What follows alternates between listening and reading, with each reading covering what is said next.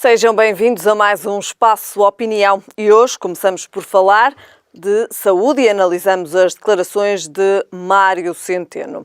Também em cada 4 funcionários públicos têm mais de 55 anos, ainda a alteração à lei laboral chumbada.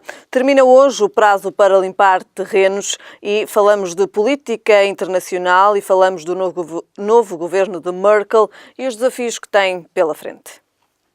São então estes os temas que temos hoje e comigo em estúdio tenho César Oliveira. César, obrigada desde já pela sua presença. César, como estamos precisamente a falar do Ministro das Finanças, Mário Centeno, admitiu que está preocupado com o aumento da dívida do Serviço Nacional de Saúde, admitindo que há mesmo má gestão na saúde. Como é que que análise podemos fazer destas declarações de Mário Centeno, desta preocupação demonstrada então pelo Ministro das Finanças?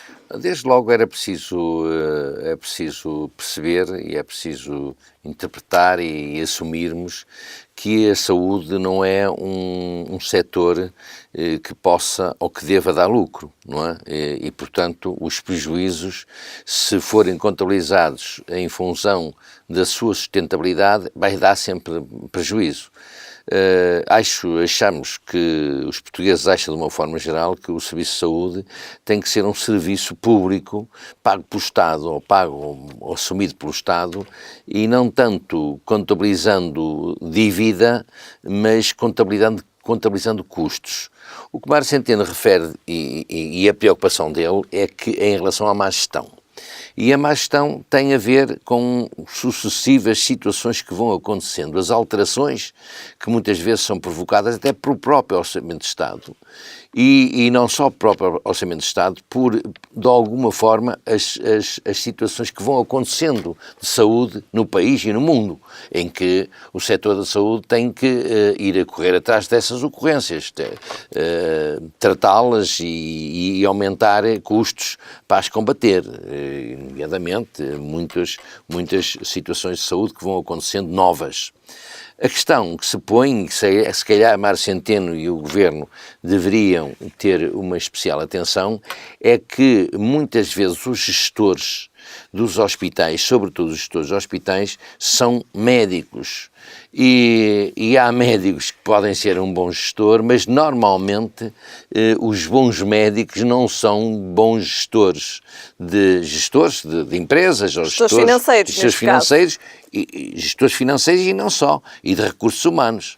Portanto, tem a especialidade deles, que não se põe em causa, mas muitas vezes mistura-se isto por uma questão de comodidade ou por uma questão de querer, dos médicos quererem, ou uma questão de estratégia, e isso não resulta muito bem. Tem havido muitos casos em que isso é comprovado, não é? Esta dívida que de facto, a dívida do Serviço Nacional de Saúde também se deve aqui a um maior investimento na saúde. Podemos fazer também esta leitura destes dados? Eu não vejo tanto assim, Helena. Vejo mais para combate às ocorrências, percebe? A saúde aliás, é normal que haja investimento na saúde por novos equipamentos, novas infraestruturas, isso é normal, mas sempre isso aconteceu. A questão que eu vejo mais é... Tem que existir esse investimento. O investimento tem que ser permanente, não é? Tem que ser permanente, porque a atualização nos equipamentos e nas formas de combater as doenças, não é? Na própria forma de tratamento? A forma de tratamento e até os fármacos, que muitas vezes tem que se recorrer a fármacos que custos muito elevados, isso leva a que doenças muito específicas também. E que afunile um pouquinho aquela situação que é um bocadinho a autossustentação, se quiséssemos, se não acontecesse essas coisas. Veja, é de facto preocupante e o Ministro está preocupado com isso, naturalmente, e deve estar, porque de facto, presentemente, há uma dívida de 951 milhões e em janeiro do ano passado, comparado do ano passado, eram 613 milhões. Portanto, há aqui uma diferença de mais de 300 milhões de agravamento, o que é preocupante. E essa é uma situação que tem que ver. O Ministro tem que ver, e para isso acho que o Governo tem de facto pensado, ou vai criar uma unidade de missão, que eles chamam de unidade de missão, para repensar todo o processo de criação de dívida. Portanto, pode-se criar dívida, mas tem que se analisar o processo da criação dessa dívida. Acho que é um pouco com essa preocupação. Sim, senhor, é preciso criar dívida e é um investimento, mas vamos lá ver como é que é. Como é que se faz também esta gestão e como é que se chega também a esta dívida? Se pode fazer, de alguma forma, a maximização com outros setores, com os hospitais em conjunto, através de, que já há centrais de compras, mas através da potenciação de meios. Portanto, essa unidade acho que é uma boa medida que o Governo pensa criar e acho que seria uma boa medida para poder vir a combater este desequilíbrio que se tem que conter. E há pouco também falava precisamente que às vezes a questão se prende com o facto de muitos médicos fazerem aqui também esta gestão e serem gestores. De facto também há aqui uma preocupação por saber como é que se chega a esta dívida e estes valores. A questão, o médico como gestor não pode, não é capaz de separar. E se um doente, um médico vê um doente que com uma necessidade objetiva de determinado serviço e para ocorrer a essas dificuldades, essas necessidades, o médico em si não tem nada a ver com o gestor e, portanto, avança e não tem regras praticamente quando isso acontece, independentemente de que, convenhamos, que há médicos que são gestores e que não têm qualidade para ser gestores. Não é? Isto é comprovado, tem sido comprovado ao longo dos anos, nomeadamente nos hospitais, com raríssimas exceções. São muito bons médicos, são muito bons diretores clínicos, são muito bons profissionais, mas em termos de gestão da coisa, não é tanto assim e é preciso ter alguma frieza naquele que tem que gerir os recursos e financeiros e materiais, é preciso ter alguma frieza para fazer isso. Exatamente. César Oliveira, como vê a proposta de Rui Rio relativamente a um debate urgente no Parlamento para falar então desta questão da saúde e também destas declarações de que há uma má gestão na saúde proferidas então por Mário Centeno? Eu vejo a preocupação do Rui Rio com bons olhos, porque no fundo ele está a dar consequência àquilo que tem referido desde a eleição dele e até antes da eleição dele. Ele está a priorizar as causas públicas, muito mais que o partido político que ele preside, está a priorizar as causas públicas e não está com grandes preocupações disto ou daquilo, ou eleitorais, ou de ser o primeiro ou o segundo, ou não sei o quê. Tem provado, e as abordagens têm acontecido, nomeadamente com o Presidente da República e com o Primeiro-Ministro, e até com a oposição amiga e não amiga, ele tem dado notas de que está interessado e está disponível para discutir estas causas que são de todos, não é? E que lhe podem cair nos braços daqui a uns anos se ele for Primeiro-Ministro, não é? Portanto, e as pessoas que hoje são Primeiro-Ministro têm que ter a consciência de que isso é normal acontecer, não é? Portanto, aplaudo naturalmente a posição que o Rui Rio tem tido em relação a outras matérias, nomeadamente a esta, porque é resvalar isto muito. Eu continuo a dizer, a saúde não é um setor para dar lucro, não é? Tem que ser um setor de custos, um custo dirigido, de custo de Estado, dirigido a um bem nacional, a um bem das populações, mas há que conter. Não pode ser um poço sem fundo, não é? Portanto, é uma causa, da mesma maneira que é a causa da Segurança Social, que também é outra causa, que um dia desses vão ter que todos debruçar sobre isso, e que até já, em relação ao que aconteceu ontem no Parlamento, na questão às leis laborais, já deram um pequeno sinal, mas há que realmente ter estes temas como um desígnio nacional que tem que ser observado por todos que estão interessados que Portugal tenha uma estabilização e que tenha um lugar na Europa e na economia muito estabilizado. Não é? Muito bem. Passamos então agora para o nosso próximo tema. 1 em cada 4 funcionários públicos tem mais de 55 anos. César, o problema do envelhecimento da administração pública é também o espelho da evolução demográfica do país? Olha, Helena, esta questão é uma questão velha, porque há bastantes anos que se vai falando nisto, na renovação daquilo que é o nosso tecido laboral. E quando apareceu medidas que eram impostas para a Troika, nomeadamente, e que foram cumpridas pelos governos sucessivos, ou pelo menos de Passos Coelho, que aumentaram a idade das reformas para 66 anos, e agora é 66 não sei quantos meses, e eu pessoalmente via isso como um mal considerável, com alguma relevância para o mundo do trabalho e, sobretudo, para o mundo do trabalho jovem.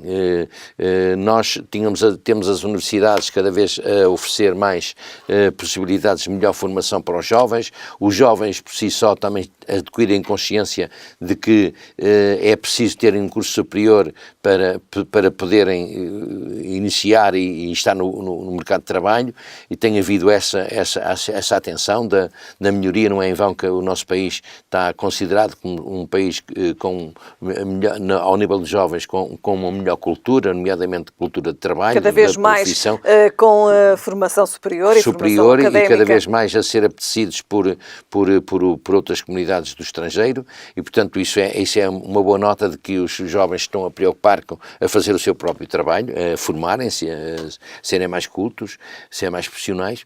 Só mas depois que não há aqui também saídas depois não há profissionais. retaguarda. Aqui não há retaguarda, e desde logo é assim, quando se diz aqui que um em cada 4 têm mais de 55 anos, é normal. Porque, veja, Helena, enquanto que os jovens tinham uma colocação em 2011 de 19.414 empregos, desceu agora para 12.569. São números bem diferentes e bem dispares também. Bem dispares, nos mesmos períodos. Mas enquanto que, por exemplo, os profissionais com mais de 55 anos eram de 111.900, agora são 160.953 com mais de 55 anos. Lá está. É porque a idade da reforma aumentou e portanto, não se meteu tantos jovens, não é? E o que é que haveria de haver aqui? Era um plano nacional. De outra situação. Renovação de gerações também. É uma renovação de gerações, e o encarar pela parte do Estado, não é só o nosso Estado, é o Estado, os Estados das nações, de que é preciso haver a renovação e perante até os desafios tecnológicos que cada vez são mais, que nos aparecem para a frente. É preciso haver renovação. Porque depois diz, não podemos, isso era interessante, baixar a idade da reforma, mas e depois o custo do Estado? Não, era preciso fazer um plano no orçamento para encarar essa situação de forma a que os jovens pudessem ter acesso ao mercado de trabalho mais cedo, libertando os mais velhos, com um período de transições estáveis, não é? De forma a que o jovem entrasse e não fosse entregue às feras, e que houvesse de facto esta abertura real da entrada no mercado de trabalho dos mais jovens, e que os mais velhos pudessem sair com negociações, se calhar com alguma regularização em termos das próprias quantias de reforma. Portanto, há aqui que fazer, que vai entroncar naquilo que é a reforma da Segurança Social. Mas tem que ser, porque senão, se continua a aumentar a idade da reforma, apesar de... Vamos continuar a ter aqui esta... É que esta filosofia de que as pessoas agora vivem mais tempo, portanto têm que trabalhar mais tempo, o problema é que os jovens nascem e são formados cada vez mais cedo. Não é cada vez mais tarde, é cada vez mais cedo. E, portanto, cada vez mais cedo têm que entrar no mercado de trabalho. Logicamente, os mais velhos... É preciso abrir concursos públicos também para a entrada destes jovens na função pública. Não, estávamos a falar sobretudo na função pública, mas isso por arrastamento depois estica-se para a iniciativa privada. Porque, a todos os setores também. Exatamente. Se a idade da reforma baixasse, naturalmente os empresários tinham a possibilidade de... e tinha que haver aqui alguma regulação. Não servia mandar uma pessoa para a reforma e não meter ninguém. Não. Quer dizer, é evidente, se vai uma pessoa para a reforma, devia-se meter outro para o seu lugar. Não é? Controlar isso. Senão, então, esgota-se aquilo que é um mercado de trabalho e os empregos começam a aumentar e a economia começa a descer, não é? César, e podemos pegar também já neste tema relativamente então aos funcionários públicos e passar já também para a alteração à lei laboral que foi chumbada. PSD, PS e CDS chumbaram os diplomas apresentados pelo PCP, Bloco de Esquerda e PEV. Helena, isso era natural que acontecesse, não é? Porque, primeiro, o que não é natural é que o PS tivesse afinado com os outros dois partidos.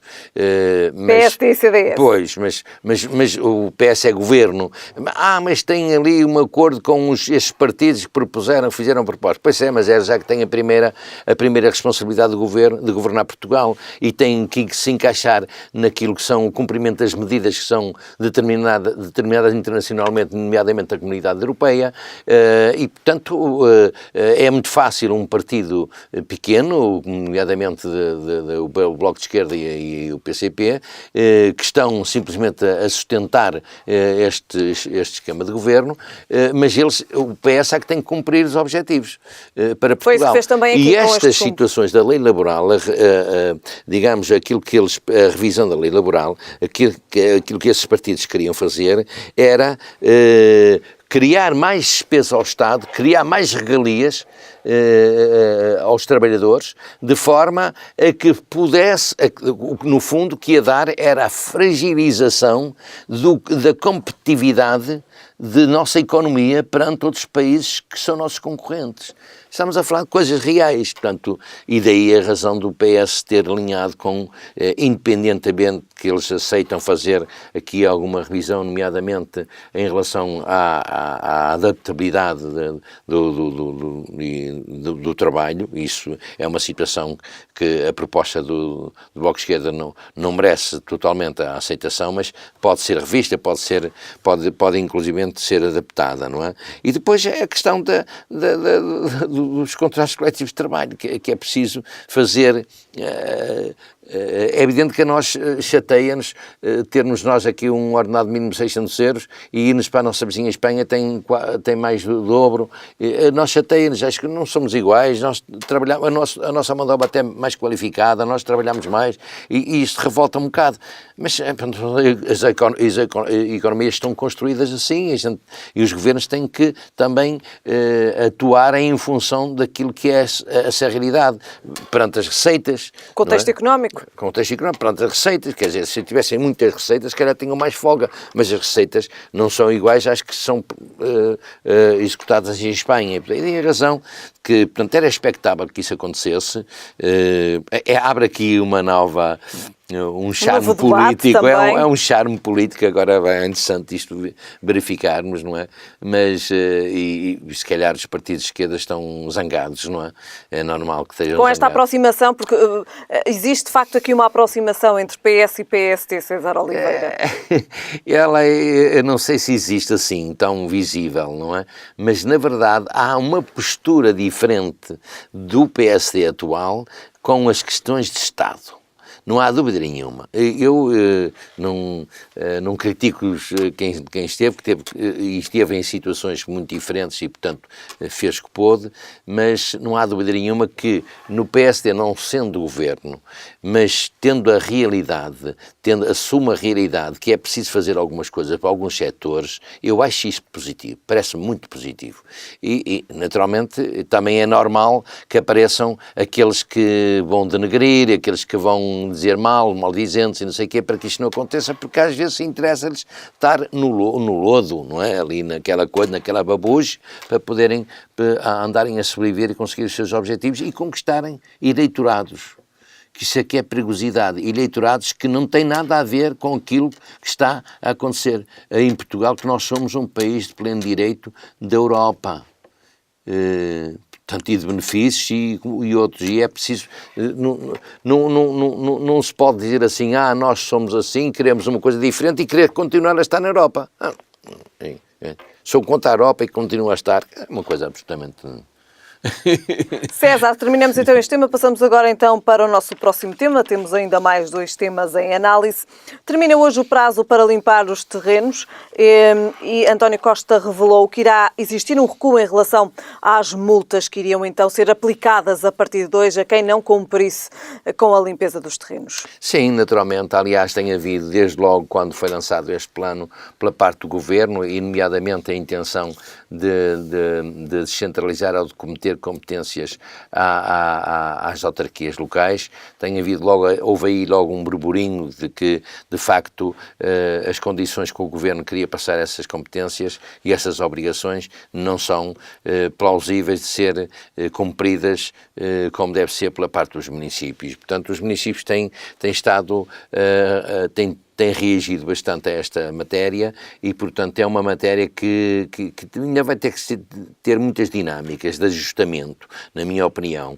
E esta questão do prazo é desde logo uma, não é? Porque António Costa o que diz é que vai levar, pelos vistos, um projeto de lei para reduzir para a aplicação das multas passarem de março para junho, para quem cumprir até 31 de maio não ser multado, mas se calhar quando chegarmos a 31 de maio se calhar vai surgir outra questão, porque o que acontece é que, nomeadamente, não há meios, as pessoas que querem fazer as coisas vêem-se aflitas, e isso eu sei, um cidadão que anda aqui, a gente vai sabendo, vai perguntando, não existem meios materiais para fazer todas essas limpezas nos prazos em que o Estado determinou. Portanto, as pessoas andam aflitas porque não arranjam ninguém e diz que só pode daqui a um mês e não sei o quê para fazer as suas limpezas. Não está em causa fazerem as limpezas, embora isso é uma despesa que depois as famílias, mas isso é outra questão para mais tarde,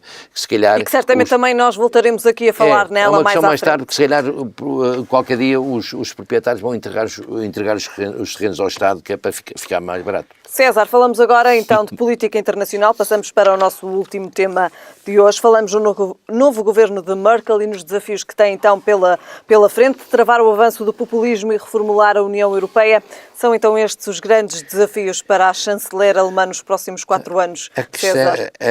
A questão, está aqui um exemplo como realmente deve acontecer, procurar medidas e procurar sinergias entre os partidos políticos para conseguir levar as políticas para a frente. Veja, um governo chamado de direita ou de centro-direita faz uma aliança com um partido de centro-esquerda e, portanto, isso é tido como normal e numa democracia tão evoluída como a Alemanha. Aqui, às vezes, há esses punhos de renda. Portanto, é a nova grande coligação, César. É a grande nova coligação, se calhar que vai criar alguns exemplos, mas o que é mais relevante aqui a verificar é que a constituição do governo vai no sentido de meter mais jovens no governo e mais mulheres no governo. Portanto, isto criando aqui uma lufada de ar fresco para que tudo não fique na mesma. Portanto, é preciso criar também, uma vez que se criou este novo conceito, é interessante verificar e é agradável verificar que os líderes e os